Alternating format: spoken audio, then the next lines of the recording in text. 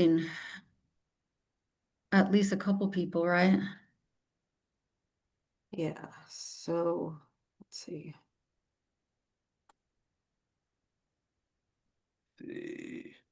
I'm not seeing anyone in the waiting room now. No, the public seats are going. There's Desiree. Oh, Okay. yeah. Yeah, so she's with it. So Desiree from the other bar, So we'll call she'll her up. be elevator panelist. Yeah. Okay. Okay. Hi, Desiree. Oh, and then Joan is also in the waiting room. Yeah, John. Hi, John. Yeah, they can hear us, but we can't hear them yet. Michelle, we're still missing a couple of people. Let's just wait. Yeah. Joan should be coming up. There we go. Okay. I'm not sure who RSVP'd. Let's see. Yeah, I think we could probably go ahead and take roll. We're probably look. 1, Okay, 2, 3, 4. Catherine's here. Yeah, I think we can do it. Yep, you ready? So I will call the meeting to order. And it's already recording? Yes. Okay. Correct. And welcome everybody. I am filling in for the chair and the vice chair who cannot be here today. This is just temporary. My name is Tracy Lesage. So welcome. Good afternoon and welcome to the Lawyer Assistance Program Oversight Committee meeting of the State Bar. As a reminder, this meeting is being recorded. Under the Bagley-Keene Open Meeting Act, remote members of the committee must be visible on camera unless such appearance would be technologically impractical. If so, the member shall announce the reasons for their non-appearance during the roll call. Remote members must also disclose any individuals aged 18 years or older in the room with them. We're going to proceed to roll call. Michelle, can you please take the roll call? I will. James Hiding. Lisa Johnson. Here. Tracy Lesage. Here. Joan Lubomirsky. Here. Deirdre Wynn. Ryan Peterson. Here. Elise Yenny. Here. Catherine Young. Here. Heather Benton. So that gives us 3, 4, 5, 6 out of 9. So we have a quorum. Great, thank you. The next thing on the agenda is a call for public comment. Matt, do we have anybody? I think you said there were some people, but you weren't sure if they were other bar members or if they're members of the public. I don't think we had any signups for public comment, right, Matt? No, that's correct. There's nobody today. No, nobody signed up. So then I think we So still need to read the italics for part, this- Tracy, Okay. for the record. Okay. Okay. For those who are participating by Zoom Wait, hold video, on, Matt. but I think, You want me to read the before we begin? read. Tracy goes first, and then you'll go. I see. Okay, thank you. Sorry. Before we begin public comment, I would like to remind everyone that under the Bagley-Keene Open Meeting Act, public comments must pertain to items that are on the agenda or be related to matters that are within the jurisdiction of this agency. Specifically, the LAP Oversight Committee exercises oversight on the Lawyer Assistance Program. The LAP Oversight Committee does not have authority over attorney discipline, and there are no attorney discipline matters on the agenda for today's meeting. In addition, if there are numerous speakers, the chair may limit individual speaker time to 2 minutes. If the State Bar staff will attempt to call members of the public first in the order that they signed up to provide public comment. And if no one signed up, then in the order they appear in the attendee pool. Now it's Matt's turn. Okay. For those who are participating by Zoom video, you should have a function for virtually raising your hand. It has a hand icon and it should appear at the bottom center of your screen. If you wish to address the committee, Please click on the hand icon now, and State Bar staff will call on you in the order the hands are raised. For those who are participating by phone, you may virtually raise your hand by pressing *9. That is the star key, then the number 9. Again, doing so will alert staff that you would like to make a comment, and a State Bar staff will call you and open your microphone so that you can address the committee. Due to time restrictions, we cannot allow more than 3 minutes for each speaker. Please note that staff will have an on-screen countdown timer visible to all attendees during the duration of your public comment. The timer's 3-minute countdown will begin as soon as you start your comment, and you will be verbally alerted once you have 30 seconds remaining. The on-screen timer will flash throughout the final 10 seconds. All right, Matt, can you please let us know if there's any members of the public who wish to speak Yes. or Okay. identify themselves? Yeah. Nope. I don't see any hands raised either. Nope. No hands. All right. All right, there are no members of the public who have indicated they would like to give public comments, so we'll continue through the agenda. Item 1 is the chair's report. I'm gonna introduce two new members who are attending for the first time today. There's Dr. Ryan Peterson. He's filling the vacancy left by Dr. Phil Spiegel.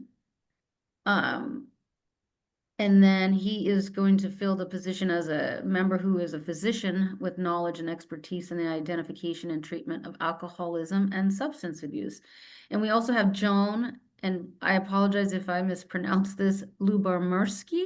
You're very Or brave. Sky? That works. Yes. Okay. Lubomirsky. Lubomirsky, very lovely, who was appointed this year by the Senate Rules Committee. I'm gonna go back to Dr. Peterson and just ask him to introduce himself real quick. He doesn't mind.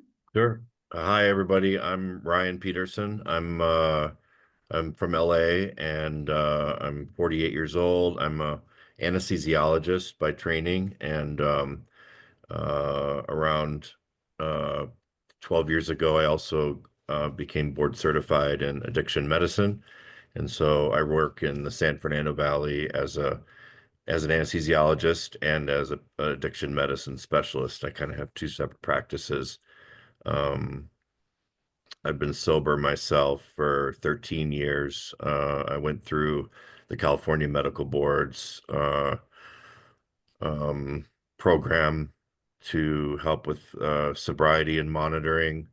I'm also an avid AA attendee and part of that program very actively. I look up to Phil Spiegel a lot. He was a big part of my early years and in different ways throughout my career as well. So whatever Phil Spiegel thinks is a good jam, I'm definitely on board for that too. So that's why I'm here. Nice to Awesome. meet you all. Thank you so much. Welcome. And then I'll ask Joan Lubomirsky to Hi, it's a pleasure to be here. Good to meet you all. thank you. I live in Marin County in Northern California, and I have worked on various city, state, county commissions. And so I'm comfortable with working with a group like this one. I was on my city council for 20 years, served 4 terms as mayor, and I've also worked for the city of San Francisco for goodness knows, probably 40 years. I retired recently. Someone close to me is an alcoholic and also abuses drugs, and I'm a regular Al-Anon meeting person. And so I am interested and committed to the purpose of this group. Great. Thank you so much. Welcome to you both. I'm gonna introduce myself and then I'm gonna ask the other committee members if they could just say a little bit about themselves and welcome you both here. So you had heard earlier, my name is Tracy Lesage. I am just substituting in today as the chair. I've been on the committee for quite some time, I think over 10 years. I lost track around there. I was a public defender in Orange County for 25 years. I recently retired. It's been I've been about a year since I retired, but I am doing appellate work on a contract basis with Appellate Defenders Inc. And I'm also committed to this type of work, especially as a public defender, you know, watching clients go through the drug court programs and those who are suffering from mental illness. And so I've always had also a soft spot for this type of work, and that's why I'm here. So let me I will go to Catherine and ask her to introduce herself, and then we'll just go from there. Welcome to you both.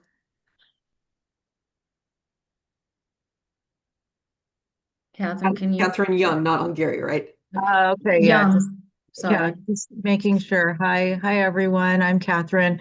Catherine Young. I'm a newer member myself too. I joined last year, and I was really excited to be on this committee because I have a background in clinical psychology, and I went to law school before going to grad school. And I currently work as a psychologist in a state prison in Soledad. I'm actually located in the Bay Area. So just very excited to be here and really enjoying the work so far. I'm glad to be with you all. Thank you. And then Lisa Johnson. Sure. I am also a clinical psychologist, and I've worked for the County of Los Angeles doing assessments. I'm currently working as a remote therapist for LifeStance Mental Health, and I have been on the committee for maybe not quite a year, but I am still, I think, considered a newer member. I also serve on the board of a community mental health center in Los Angeles, which is AMCS. And I am happy to be here and lend my support and specific expertise where needed. Thank you. Great, thanks, Lisa. Dr. Yenny? Hi, I'm Elise. I am also a clinical psychologist. I recently became board certified in forensic psychology, and that's kind of my main area of practice.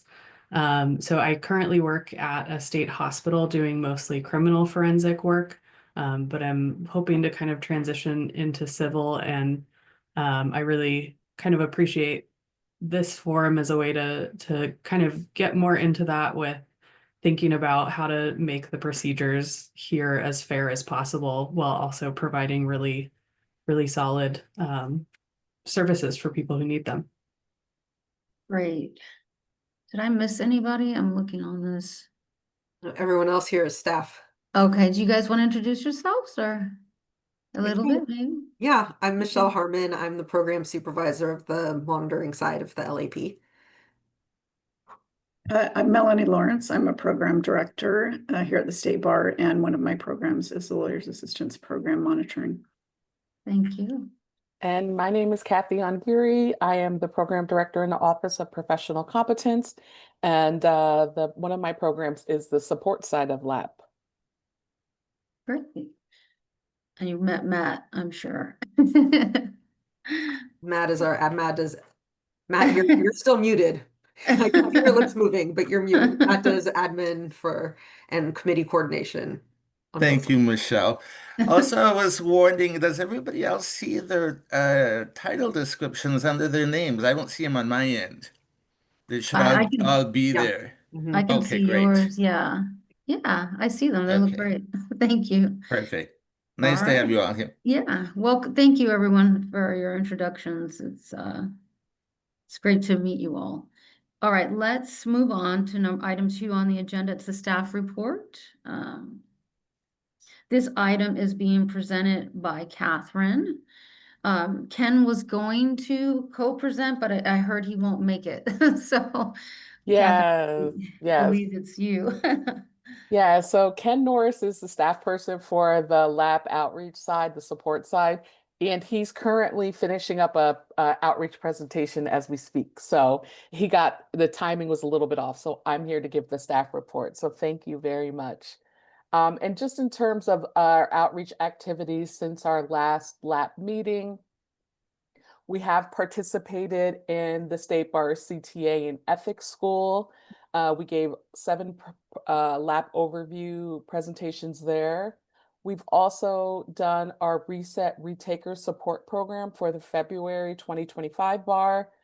For that series was completed in January. We did have 663 attendees. For our Brief Focus program, which is an ADHD support group, this is the second time we ran this program. We completed it just a few days ago, actually.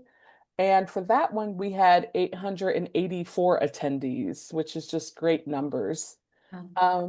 Our Spring Mindfulness series is running, it's currently running.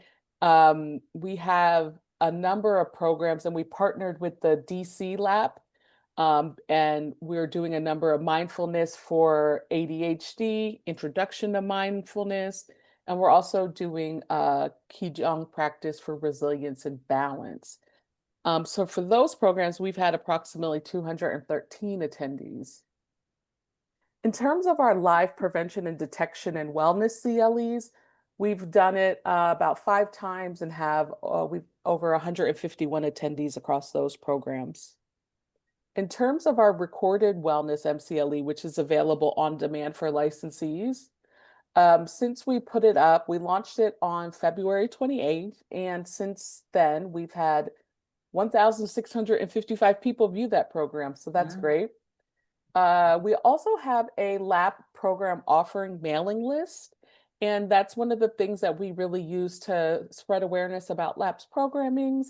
And we were able to increase the number of people on that list this year over 100 people. It was initially 400, now we're up to 507, so that's also great.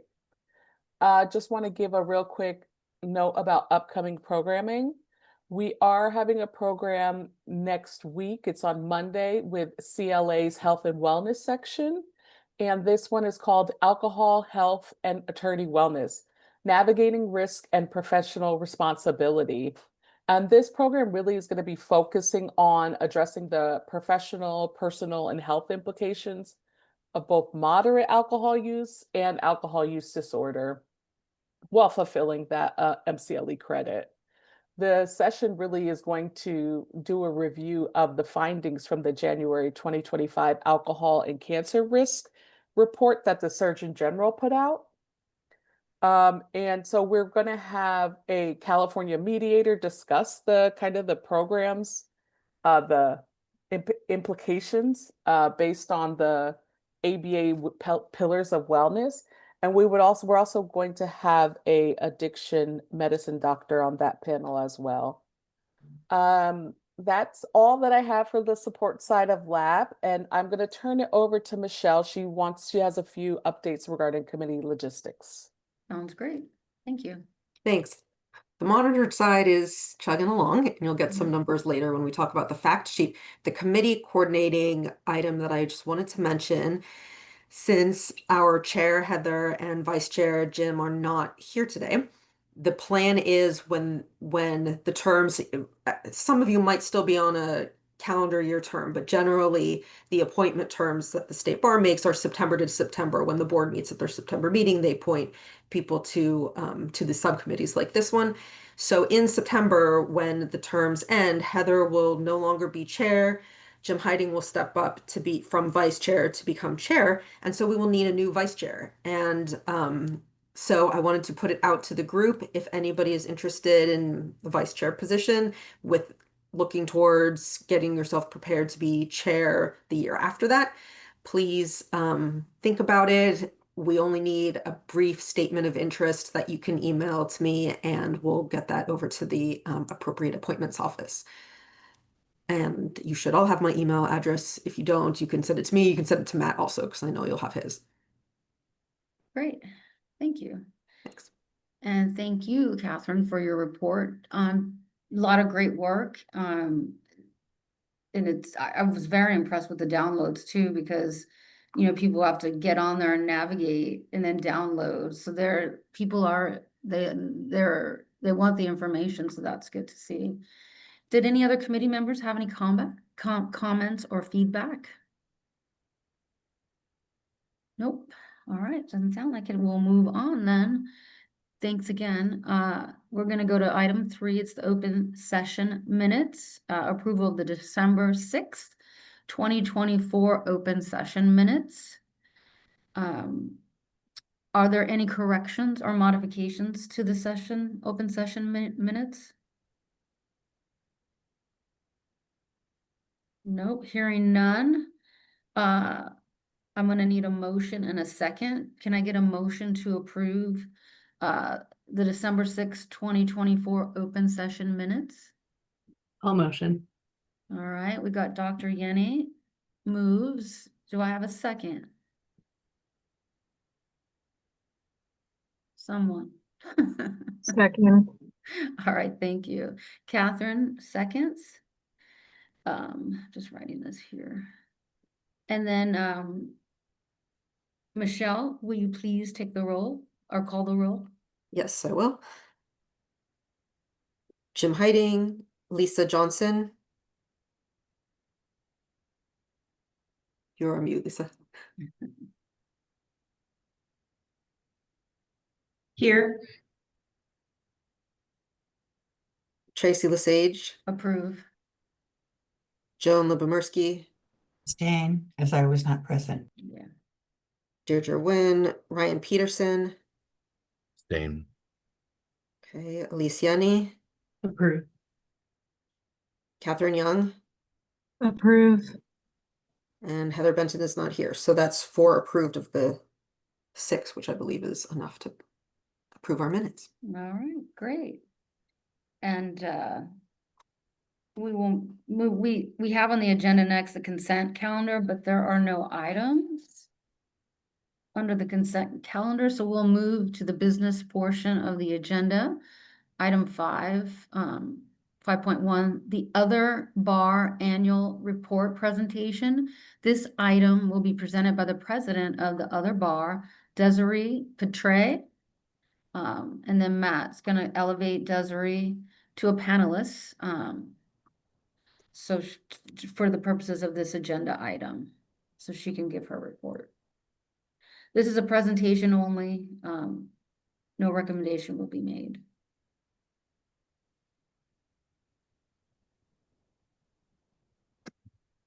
I think I'm all in. Is that look Yeah, I like- see you. Hi We can there. hear you and see you. There.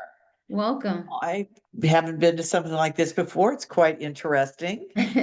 Let me just do a brief introduction of myself. Sure. I'm Desiree Petre, and I'm a recent, several people on here have said they're recent retirees. So I'm about a 2-year retiree after 36 years as an attorney in California. And I'm 7 years sober. And so I've been associated with the other bars since the time I sought sobriety in 2018, and worked on some committees and joined the board a couple years ago, and now I'm the newly elected president. So it's been a little bit of a ride, but it's a good one. And so I won't belabor Jim Heiting's lengthy report, the annual report, but I did just want to, you asked for a brief overview. So I will just describe what the basis of our organization is. So we're basically a private nonprofit corporation offering free, voluntary, and confidential 12-step model peer support to people in the legal profession struggling with alcohol or drug addiction. That's a mouthful. The main components of how we provide that service is a 1-800 hotline number, 2 consultants, one in Southern California and one in Northern California, that are available 24 hours a day, 7 days a week. We have meetings on Zoom, in person, and hybrid. We have residential retreats for women and men separately in the fall. We have a statewide spring networking for co-ed attendance in the spring each year. We do provide MCLEs on the issues of addiction, wellness, things like that. We do other forms of outreach in writing and in person. And then we also provide for scholarships for all of our services and even including admission into treatment programs based on some donations that have been made over the years. And also, of course, attendance at the retreats and the networking for people that are having difficulty being able to afford it. So that's the main components of what we do. And some new info that was not in the report is we have updated the website recently. That was kind of a large undertaking. But it's now easier to access our consultants, meetings, articles, videos, and local treatment options as a result of that improvement. And then we are about ready to add our second women's meeting. We have a 7:30 Wednesday Zoom meeting that I started about 4 years ago. And then we're adding a Sunday evening Zoom meeting as well for women in the state of California. So I'm now available for any questions. And if I don't know the answer, I could promise to get it to you, but I'll take a shot at answering anything that anyone has. I'll open it up to the floor if anybody has any comments or questions. I have a comment and a question. I wanted to just highlight for the committee initially that the reason that Desiree is here in particular and the reason that they provide a report to us annually is we've had a long-standing relationship with the other bar. We do referrals back and forth to one another, but also importantly, the State Bar LAP program does give the other bar financial support annually. I think I want to say $1 for every licensee. Maybe correct me if I'm wrong. So I believe that's correct. Okay. And so one of the questions I had, because it relates to one of the items that we have later in our agenda, is you mentioned that there are scholarships for treatment and also for, it sounds like, attending some events. And I'm wondering what kind of guidelines you use to determine whether or not someone is qualifies for a scholarship. Okay. First of all, I want to say that I don't believe that scholarships generally come out of the money that we get from the state bar. I believe it's from a separate source. And we have had some modifications, and actually not modification, but more of a formalization, let's call it, of that process at my direction, frankly, over the last 2 years. And it's a small committee that considers the applications. I can send you a copy of the current application. It's only a 1-page application that generally asks questions about their length of sobriety, there's other bar meeting attendance, if any, their current, make sure that they're eligible in some way connected to the legal profession, whatever their position is. We do ask what their annual income is. And then we ask what other, if they've received scholarships in the past from us, when and for what and how much. And then we ask, are they willing or available to assist with helping with the event? Are they willing to share a room for the event? And is there any other, as this is off the top of my head, as I recall, the remaining question is there anything else that they think we should know about them or their situation to decide whether or not we think they want a scholarship? So when it comes then to income inquiries, it's just what their annual income is? Okay, great. There's another question of whether or not they have any other sources of income. I think there is a question about that because some people have responded that they have a partner who works or they get money from some other source. Great, thank you. Okay. Thank you. Any other comments or questions? No, doesn't sound like it. Well, thank you so very much for being And here. I want to also take the opportunity to thank the LAP for the support that we get from them. We couldn't do it without you. And we do really appreciate it and hope we can keep having a good working relationship. Sounds great. Thank you again for taking the time and for the very thorough report. Thank you. Take care.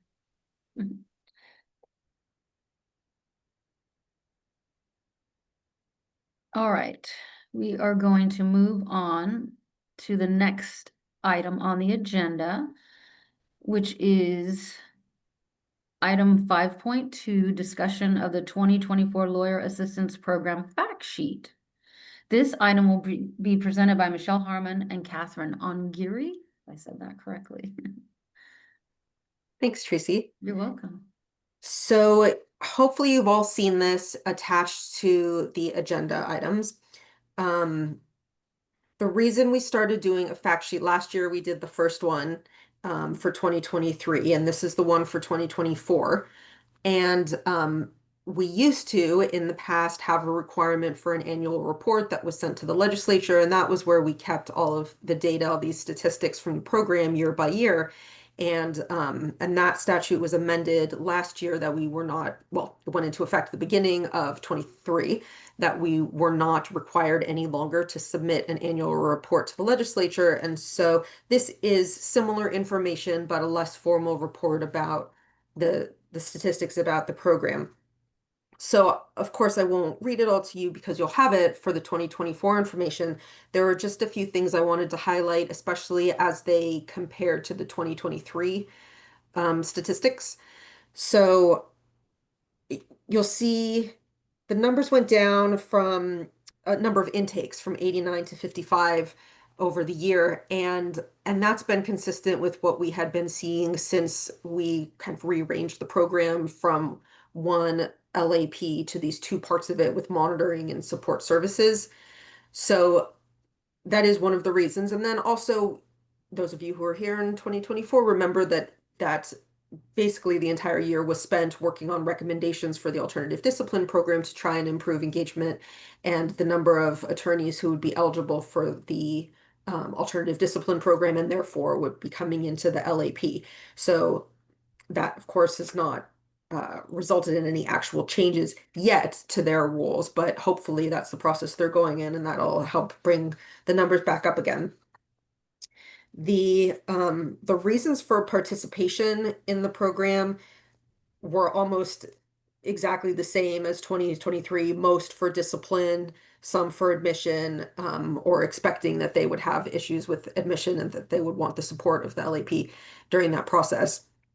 And let's see, let me pull this one up. And the presenting problems, I always find this one interesting because this is what people say at the time of intake is the reason they're coming into the LAP. So of course there might be things that are discovered later by themselves or by the people that are assessing them. Last year, it was only 25% said they were coming in for a substance use disorder. And sorry, last report, which was 2023. Last year, which was 2024, it's 45%. But still combined with the both category, having both mental health and substance use was 53 and now 44. So we still had a lot of people who were coming in for either substance use, the majority coming in for either substance use alone or substance use combined with a mental health issue. And then only 11% this past year in 24 said that they were only coming in for a mental health concern.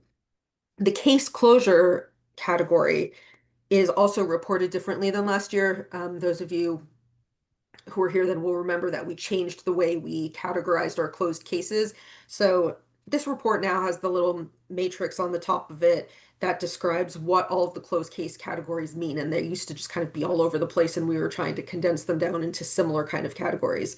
So now it's very clear whether the participant decided to leave the program, or the clinical review team decided that they were leaving for a good reason or not a good reason, and then the reason that they left, if they're actively still working towards the goals and they left because they accomplished them, or because they feel like they don't want to be in the lab anymore because they're either going off and following their program the way it was. Some of them haven't met a specific goal, like obtaining a letter of insight or completing the LAP, but they'll say that my discipline settled. I ended up not being an ADP. I went through because I thought I was going to have a moral character issue, but then they never put me in abeyance, and I'm just going to move on with my life. And maybe they'll continue doing meetings or whatever that was already set up for them, but we don't know whether they'll continue afterwards.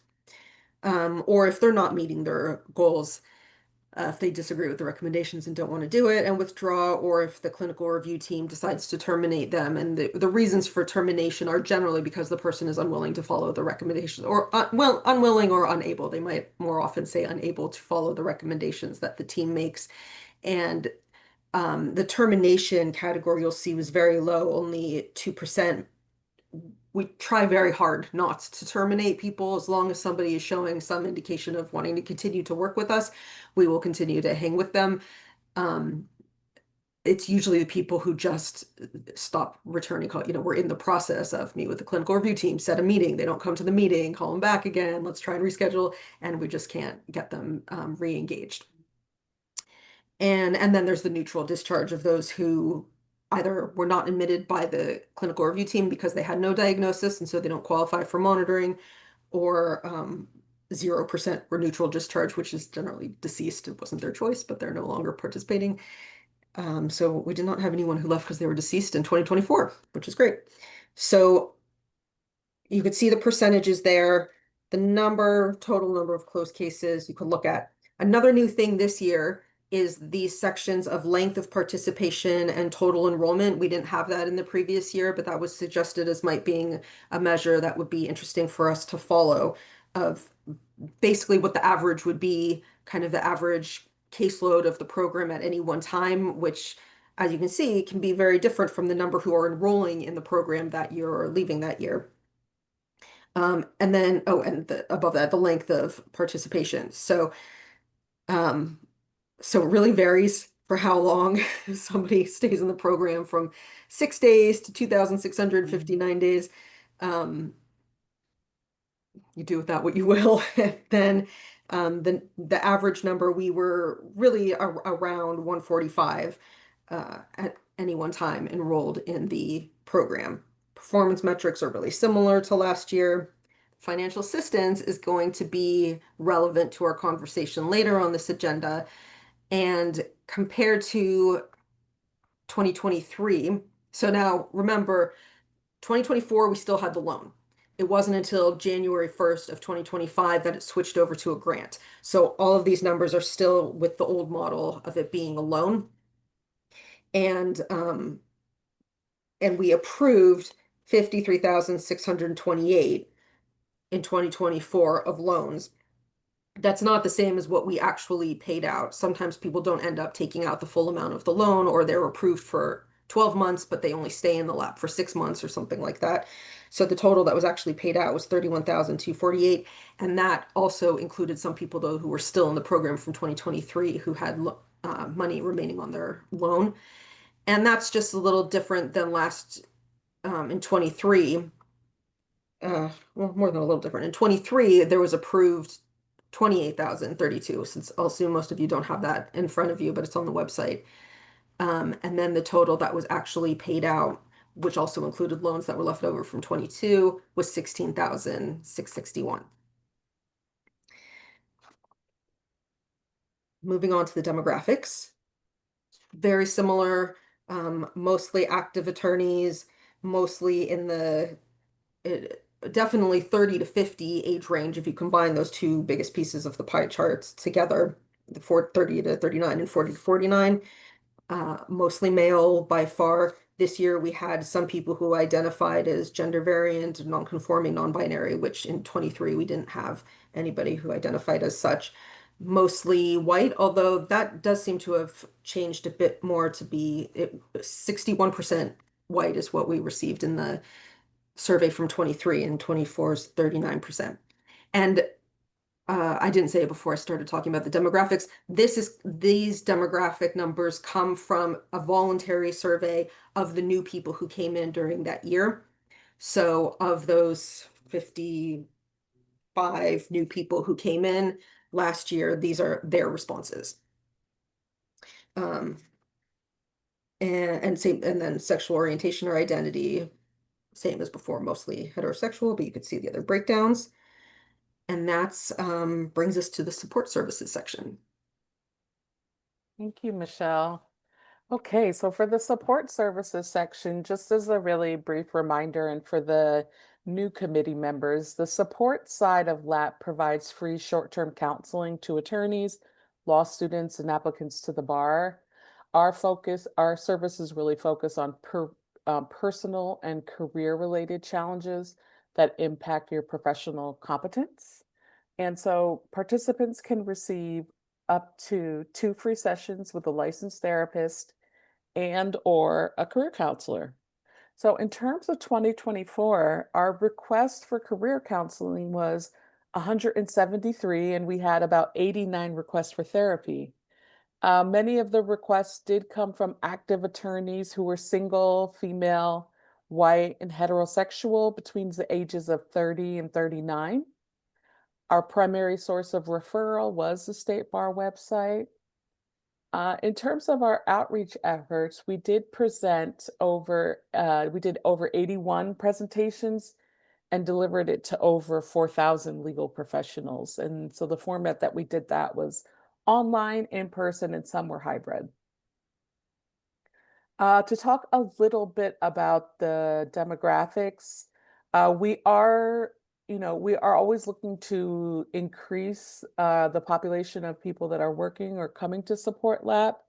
And so programs like our Reset program, which is our bar retaker course, and our Refocus program, which is our ADHD course, are reaching historically marginalized or neurodiverse groups. So we're pretty proud about that. And the remote services have increased participation and have really expanded access statewide. So our program does remain focused on identifying unmet needs, and we are continuously adapting to really meet the needs of our licensees and to do outreach for the program. That's all that I have on the support side. Unless people have questions, I'm happy to answer those. Great, thank you both for your reports. Does anybody have any comments or questions? Nope, doesn't look like it. Well, thank you both again.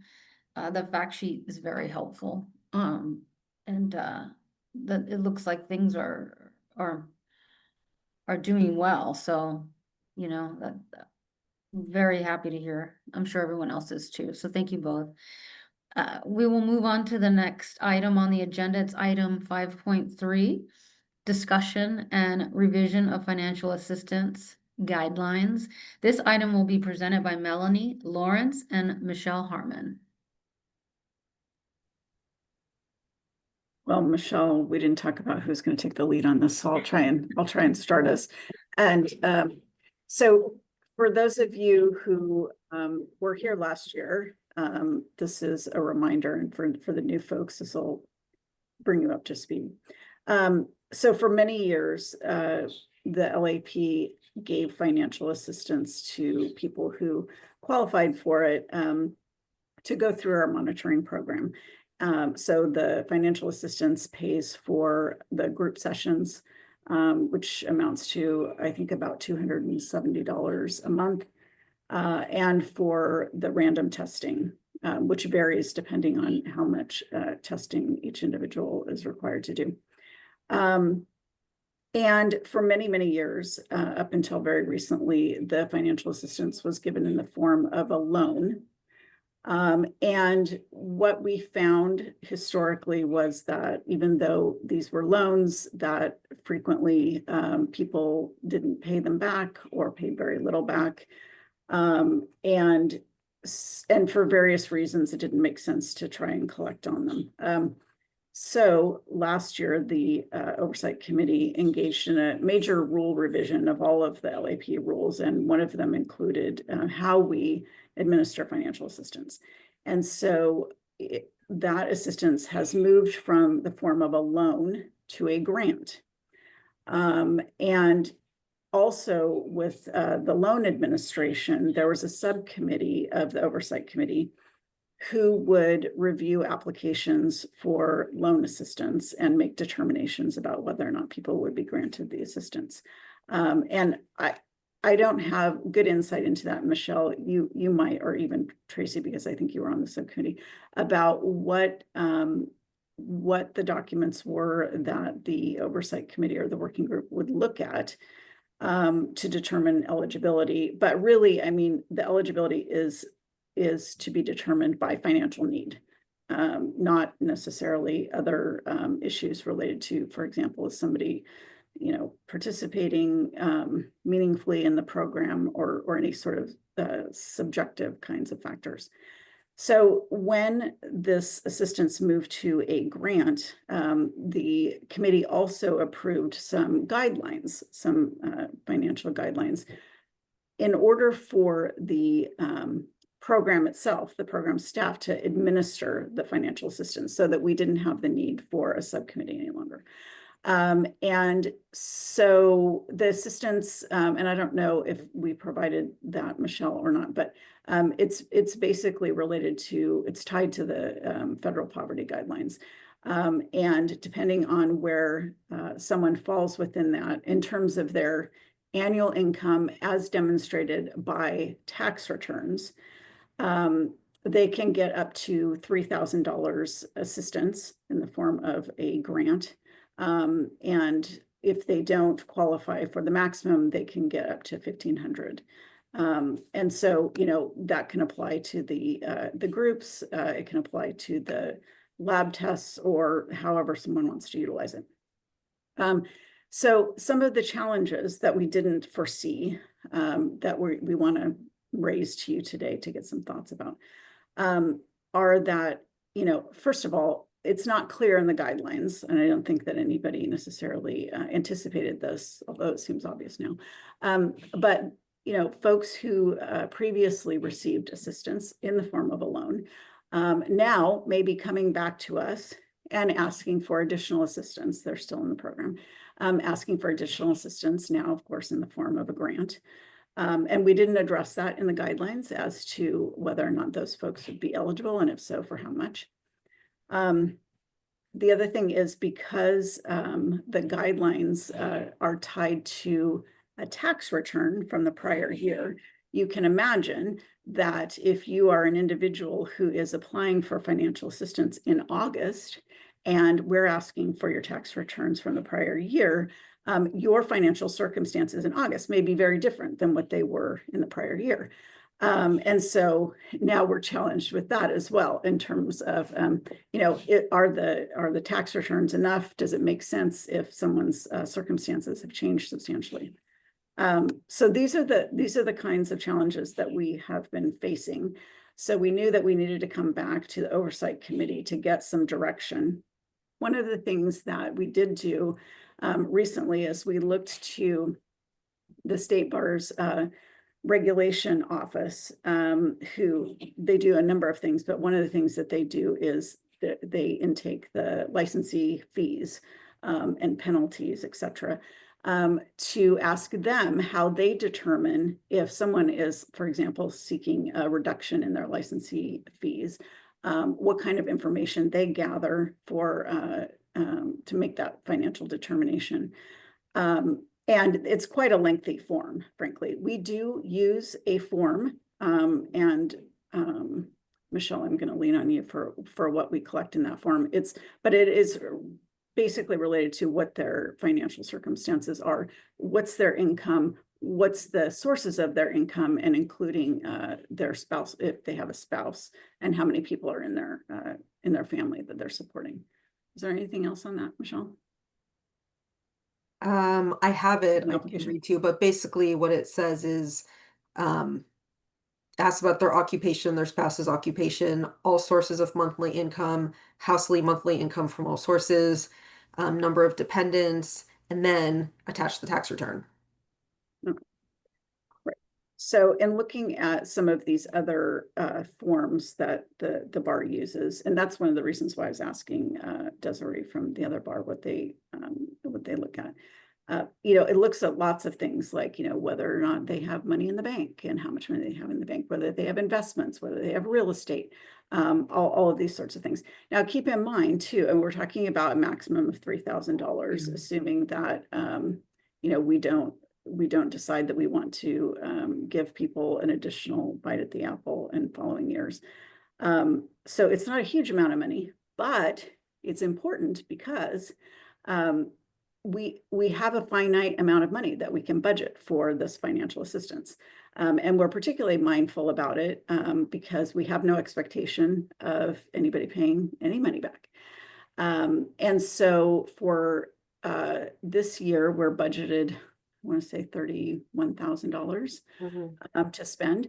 And, you might have noticed in the discussion of the fact sheet that even in prior years, we have granted loan assistance to folks in the amount of, I think I heard $58,000 for 1 year, but we actually only spent $30-some thousand. So, it's a challenge because even though we might grant a certain amount for various reasons, we don't actually expend that amount. People leave the program, they don't spend all the money, etc. But yet we have to be mindful that this is our budget and we can't go over it. So all of that to say that we wanted to bring it to the committee to sort out whether we should take a new look at the guidelines. We think that we need to in some way, shape, or form to tighten them up a little bit in terms of what qualifies and also what we want to ask people to provide us to determine whether or not they're actually eligible for assistance. Those two things. And also we want to get the committee's input on what you think about offering assistance to people who have already received assistance, whether it's in the form of a loan in prior years or going forward, whether they've received a grant and then they reapply for it a second time. That was a really thorough sorry, Tracy. No, I just said thank you. It was thorough. I will just add to that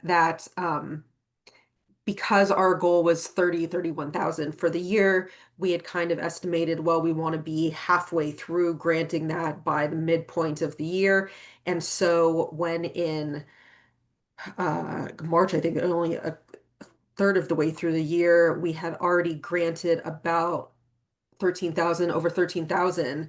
We were a little stunned by that. And I think having it be a loan in previous years in some ways was chilling. There were probably people who could have used it, except they didn't want to take out any more debt than they already had because they did take that very seriously, taking out a loan from the state bar. By the way, in terms of collection, there are still people who pay back from previous years, but it was very low number. So so we definitely had people who said in the past, like, I just can't afford to take out another loan. And now that they don't have that barrier, I think there are more people who are freely applying for it since they know it won't be paid back. So I think that might help in the discussion to know where we're at right now. We haven't paid out that much, but we've promised in grants already 13,500.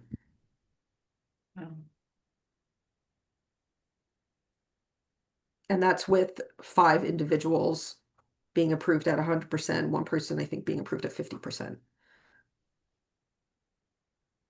So I guess, one of the initial questions is knowing that the way that the committee set the guidelines initially with basically, income guidelines measured next to the federal poverty level, with only requiring tax returns from the following year. What do people think about maintaining that or requiring something in addition to that for purposes of proving their financial circumstances? How far do we want to look? Does anybody have any feedback for that? What are your thoughts? I can tell you initially, I was thinking, one, we have limited resources, so if we do change the criteria to something more, someone's gonna have to do more, more work. Um, uh, it's 3,000 as a max, it seems like forms are definitely something to keep, but whether we want something else, I will mention one, uh, another issue that could come up is, I think in the guidelines, it looks at household income. But there was a discrepancy because if you were, like, for example, living with a family member and not paying, it was looked at in terms of your total income and whether you would qualify, versus if you were just living with a friend who took you in, it wouldn't. So those two individuals, one would get a grant, one wouldn't. So that was interesting to me. So, I mean, maybe we just need to look at them more thoroughly and come up with something that works. I'll throw that out to the group. Any other thoughts? Everyone's quiet today. I was wondering, so these people are applying online and then they're uploading their tax returns from the previous year themselves. Emailing it. Yeah. Email. What if you added a question to the applicant that said, do you feel that your tax return is uh not representative of your current situation? It's a good thought. Yeah, I was similarly gonna suggest maybe having some space for a narrative to just say, are there additional factors that you think aren't captured in the information that you provided? The kind of downside to that is it does decrease the objectivity of it a little bit. Yeah. What do people think about the idea of asking more detailed questions related to, for example, investments, real estate, that kind of thing? I imagine that some people might have a response to that. It is a way to get more information. Do people think it's important, given what the point of this assistance is, the circumstances and that people find themselves in? Yeah, I think more detailed questions is probably a good idea. You could have a tax return that reflects no income and have investments, right? Or a house. So maybe some specific questions, that they could just answer. I don't know if they answer under penalty of perjury or They do. sort of certify it, but Mhm. maybe that would help for sure. Would anybody feel uncomfortable about us asking detailed questions like that? No. I think if you want the assistance, you have to be open to, answering questions about yourself that are necessary to determine your eligibility. Yeah. Yeah, I was going to say that I think too that if it's since it's turned into a grant, I think that it makes sense to award it to applicants who are the neediest. And in order to get that information, we have to collect more about their financial situation. And I think it makes more sense to do a little deeper dive into that. I was also thinking about recent pay stubs. I don't know if that makes any sense, but something that captures something more current about their situation, since that could change drastically when if they were to experience an issue with mental health or substance use. So yeah. Just my thoughts. All right, thank you. I didn't raise my hand, but I'll speak. I do think it makes sense as long as the instructions are clear and consistent. Because like someone said, well, gee, if you have a roommate or whether you're living with your mother, facts like that. So I do think it makes sense to get more information. It is, after all, a grant. And then perhaps to see how much of the money is used this year. Because if it's all used quickly, then that might mean the criteria should be changed. Thank you.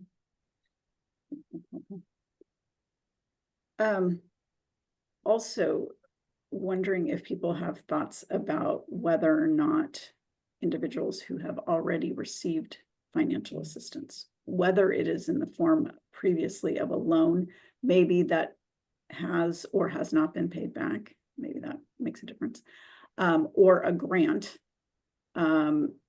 should be considered for additional financial assistance in the future. And we have had this come up. A good question. I don't know how the application cycle for it works, but to me, it seems like it would make sense to prioritize people who haven't received funding, and then if there's any left over, that it could go to people who have received assistance in the past. But I don't know if logistically that is even an option. That's what I was thinking too.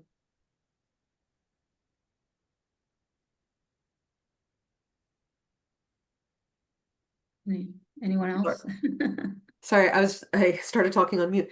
I was gonna add that we did talk about this, Melanie and I talked about this with Heather Benton a couple months ago, and her suggestion was that if somebody has already received the loan, and in the case, because we did have an application in this case, the person had a loan in the past, had not paid it back.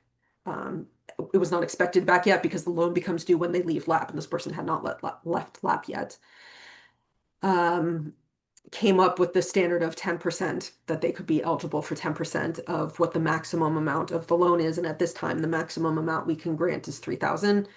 So that's what we ended up doing for that person. And we can make that standard unless this group is thinking that's not at all appropriate and we should wait until later in the year or something like that. So the 10%, it was of 3,000 that they Mhm. got? Okay. So it was 300 for the Yeah, person so who had previously they received. got something, but not nearly. Right. And so for those of you who are less familiar, the LAP group is $270 per month that they pay to the group facilitator. So it covered about Oh, a okay. month of group and a test.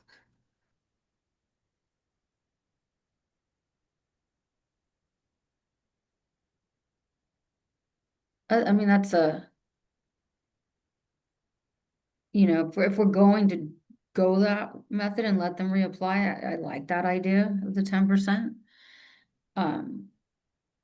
But should we, given the limited budgeting, I guess we'll open it up to the group to decide whether you like that idea or do you want to just say they can't reapply or they can after so much time has gone by,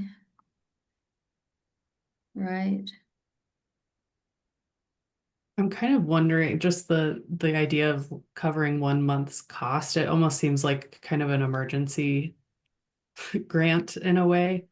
And so I'm wondering if there's a way to kind of earmark a certain amount of funds for this month is going to ruin me financially if I have to pay this.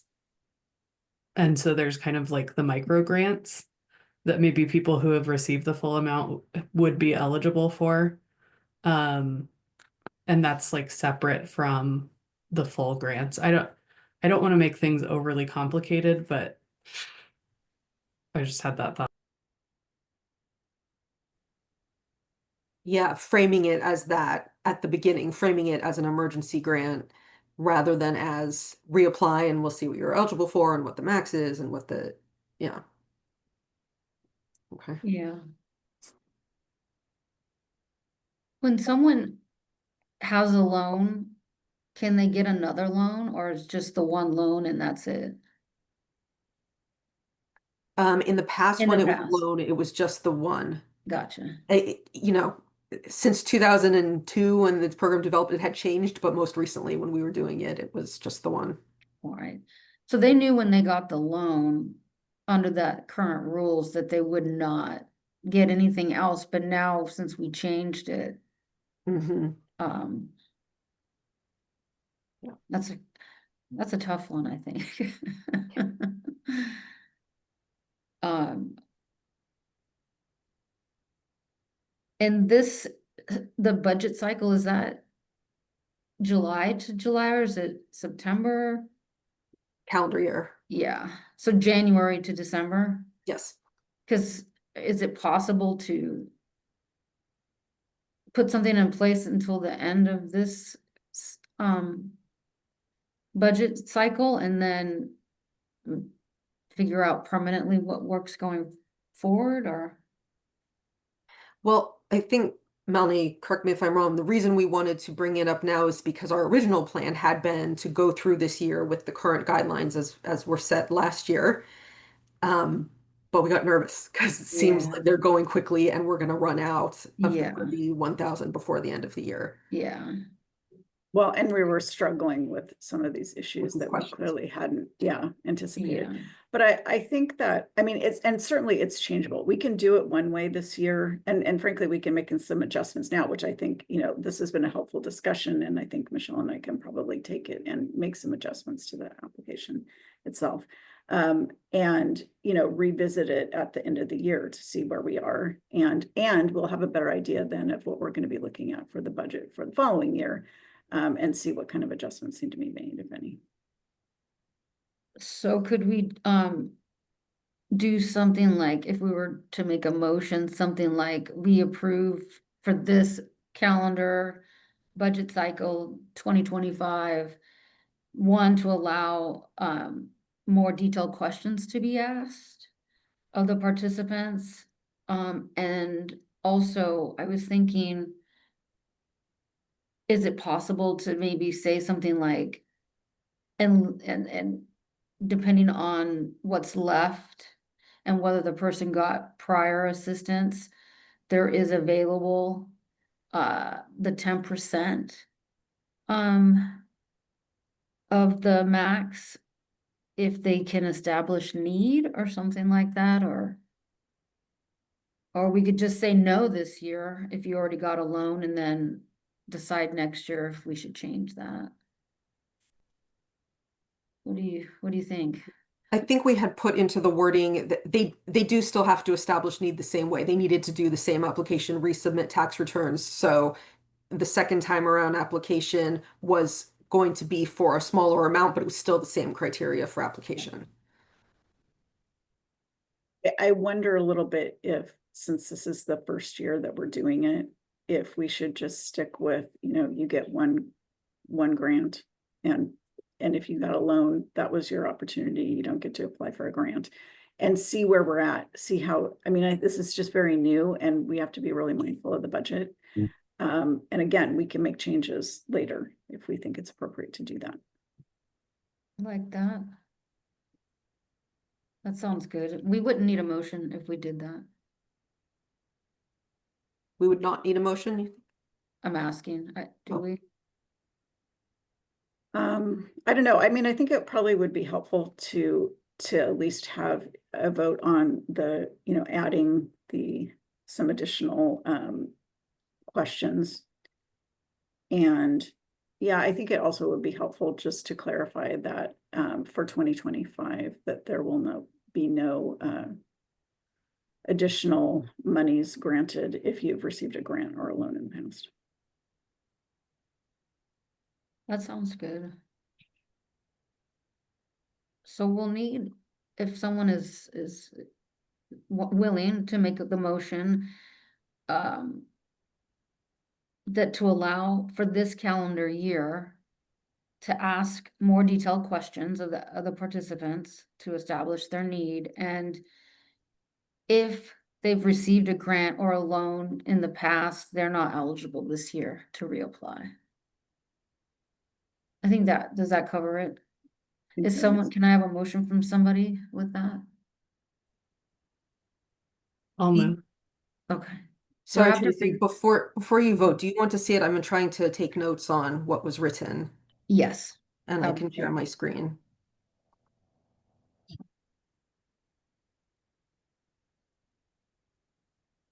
All right, you should be able to see the Word document. Resolve to allow more detail, financial questions, there will be.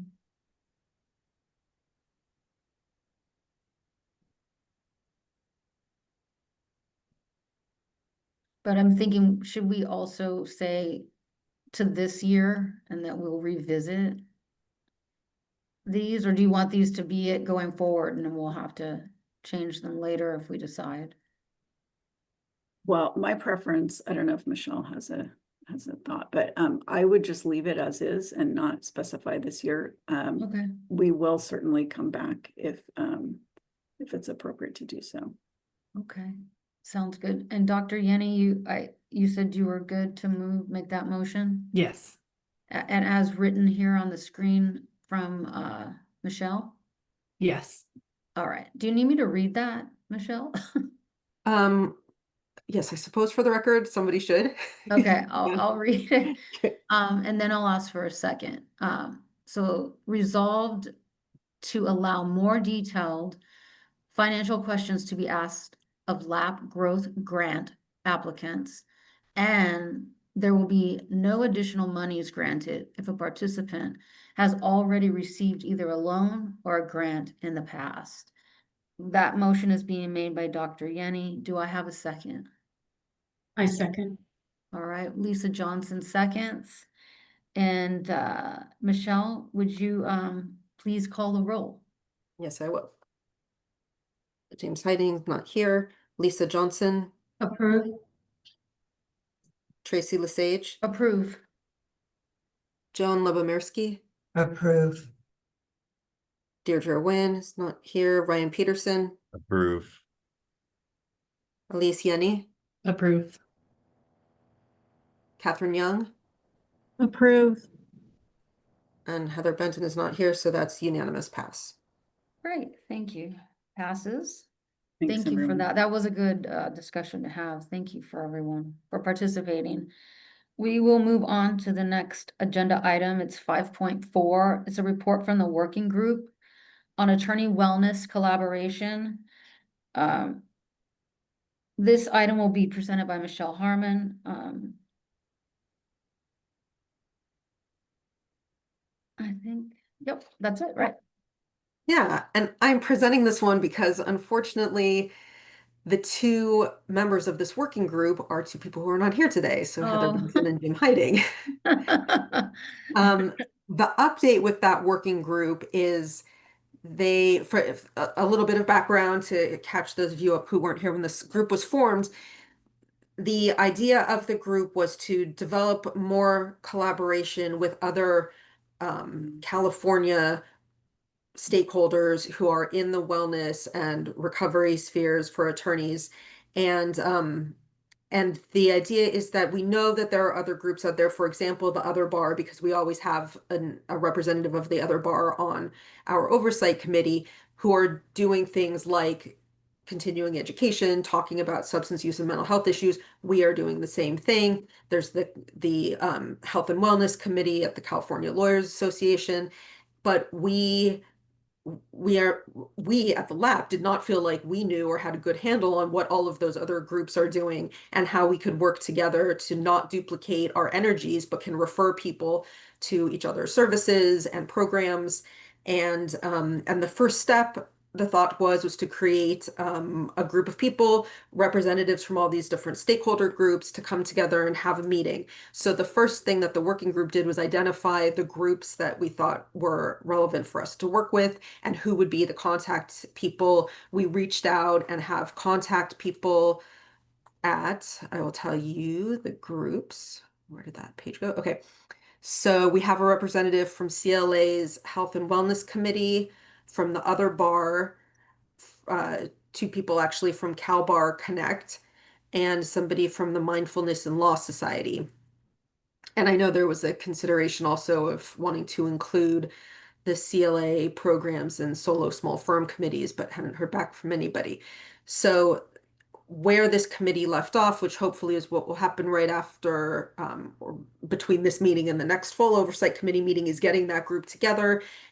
And all the responses were really positive, by the way. An email was sent out to members of those groups, and everyone thought this was would be a worthwhile idea and looking forward to getting together. So we'll find a date for that meeting, and then and try and come up with a shared calendar or listserv or some way to be sharing information on an ongoing basis with each other. Yeah, that'd be great.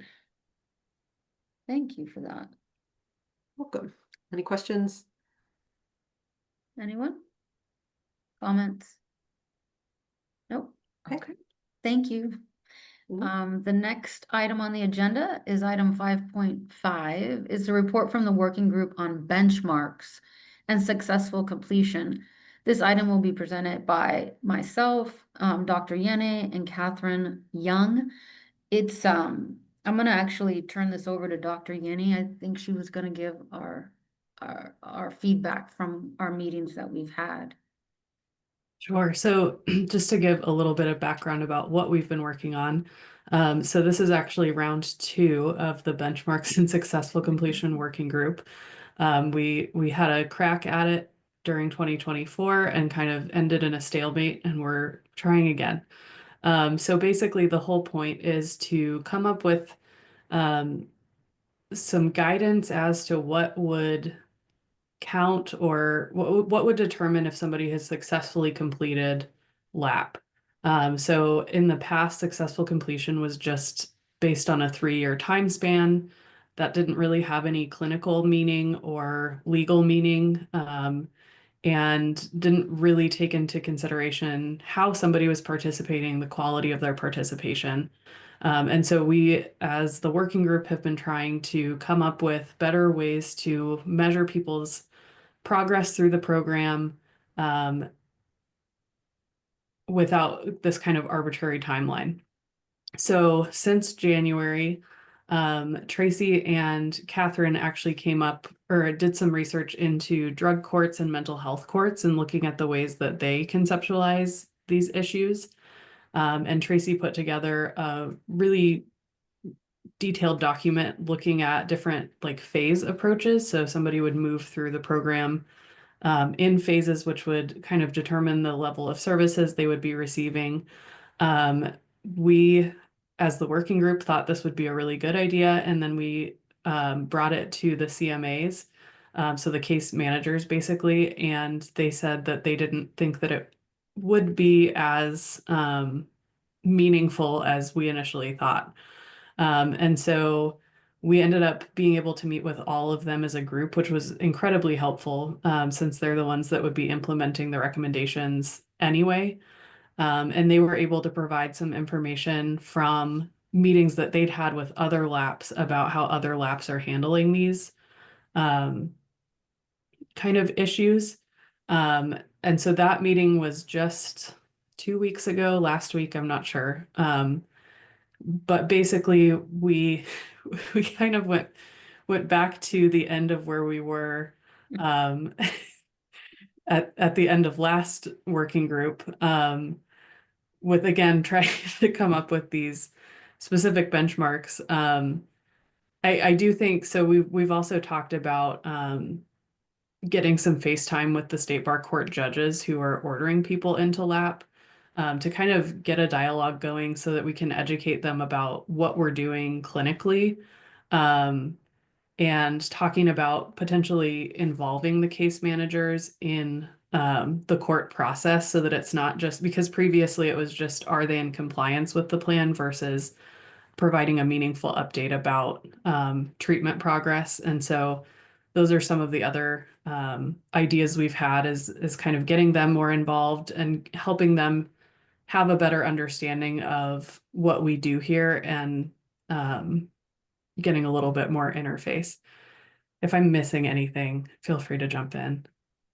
I don't think so. The only thing I think that Michelle and Melanie did meet with the state bar courts, so they might have something to add, but I totally agree with you that we just keep, you know, we're on the right path, but we have not reached where the decision as to how to define successful completion.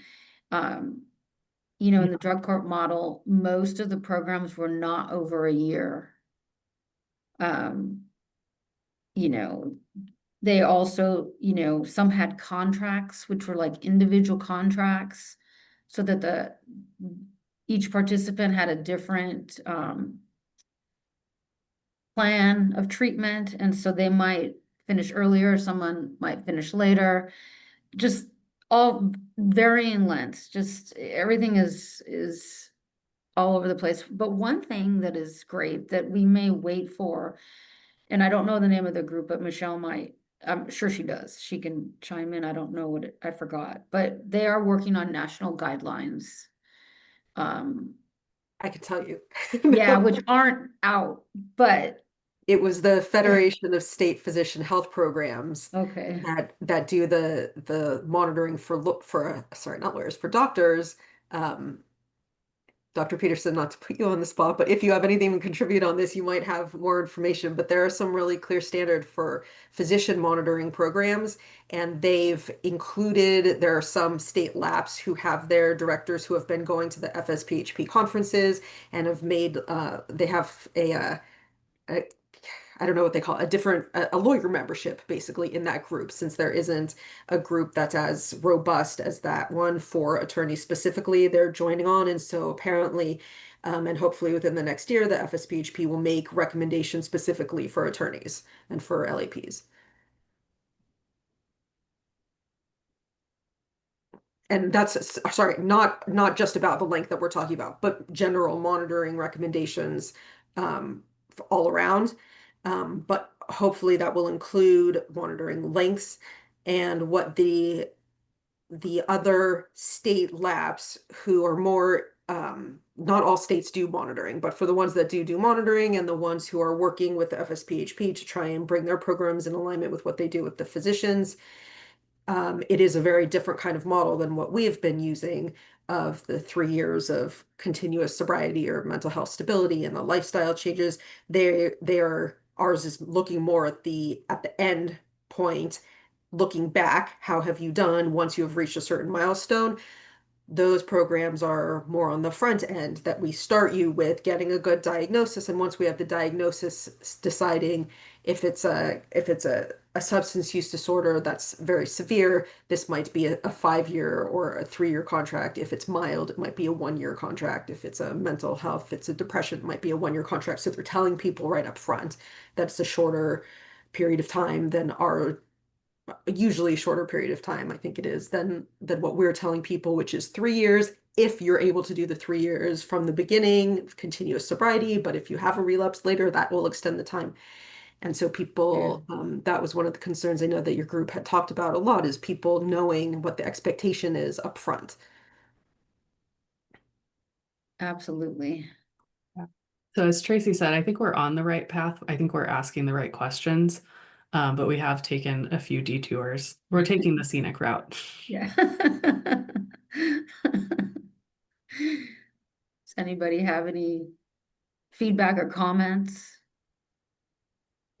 I know currently, I think it's about 3 years, I think, for someone in the program, and I think everyone is agreeing that that is probably not needed, that length. I mean, someone might end up needing that, but that's why we're looking at everything, again, to come up with something that works for everyone involved.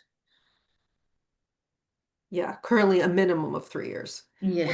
What it's the word minimum that makes it hard. Yeah, for that's people true. because that means that someone might participate for 3 years if they are able to demonstrate sobriety, clean tests, compliance with their monitoring plan for the whole time. But if somebody has a relapse 2 years into it, then that would start the 3 years over again, and then they would be here for 5 years. And I think everybody is really recognizing that not all relapses are the same, People Yeah. handle them differently. People learn from them or fail to learn from them differently. And for some people, this could be something that that strengthens their program, and an additional 3 years isn't necessarily what's needed for monitoring. Yeah. And for some people, that it shows that they, are kind of starting at square one, and they do need to start over with monitoring. So we wanted to get away from that rigidity of the 3 years. I think was the 3 year minimum. Exactly. And we'll keep working in our subgroup, but does anybody have any suggestions or any resources that they might think would be helpful for us to look at that we haven't already? All right. Well, thank you. Thank you so much to Dr. Yanni for the report, and Catherine for your participation. And not hearing any comments, I don't think I have anything else. That concludes today's agenda. I'm not sure if there's a next meeting date, if we want to just do a doodle poll. We don't have a meeting scheduled yet. Given that both Heather and Jim are not here, I imagine rather than just looking at our calendars, we should do a Yeah. poll of the committee, and where the expectation is about 3 months, and we generally do it on a Friday midday. So we'll look for some times in about 3 months. That sounds great. But before we adjourn, did anybody have anything they wanted to add, comment, or question? No? Well, welcome to the two new members. I'm looking forward to working with you both. This was a really productive meeting, so thank you to everyone for all your hard work. And with that, and not hearing anything, I'm gonna go ahead and adjourn the meeting. So thank you all. Enjoy your weekend. Thank you very much. Good to meet you all. Nice to Bye. meet you too. Take care. Bye. Thank you. Bye. Matt, you'll stop recording?